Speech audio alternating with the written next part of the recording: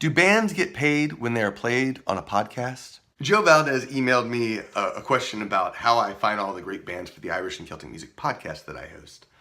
And as I was editing the video, I realized this question should be answered first because it weighs on my heart and soul.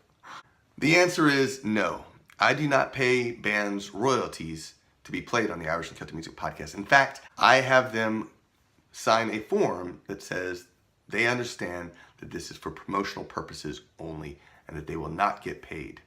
This bothers me because I do make money with the Irish and Celtic Music podcast. I have a Patreon page. I have about 230 people contributing money, over $500 per episode, to help me keep making this podcast. I don't know about you, but sometimes that seems unfair.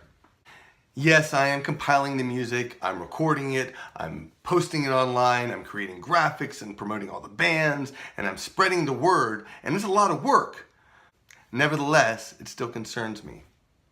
I did consult a lawyer to find out how I would pay royalties, how this would work. If you buy the song Caledonia, recorded by Emerald Rose, written by Dougie MacLean, 9.1 cents of every download goes to Dougie MacLean. Turns out that if you play that same song in the podcast, I have to pay 9.1 cents every time it is downloaded, and per track.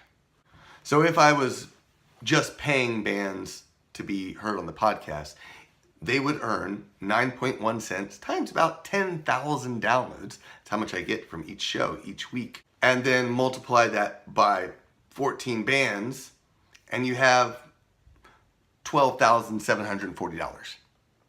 Actually, that's one of the reasons why I started posting the podcast over on YouTube, because every time a show is watched on YouTube, these bands are paid. It's a tiny streaming fee, but they're paid. I also donate 10% of the money I earn to Celtic nonprofits. I figured the next best thing that I could think of is to help support our Celtic community. And it's working well. I've donated over $30,000 from Patreon as well as from some compilation CDs that I created many years ago. And I have lots of bands who come up to me and say, "Thank you so much for playing my music." I had someone come up to me just the other night and say, "Hey, I just bought all your music on iTunes because you rock and I appreciate you sharing the music with the Irish and Celtic Music podcast." It happens a lot, actually. This, of course, is not the best solution, but it's what I got. It's what I can do.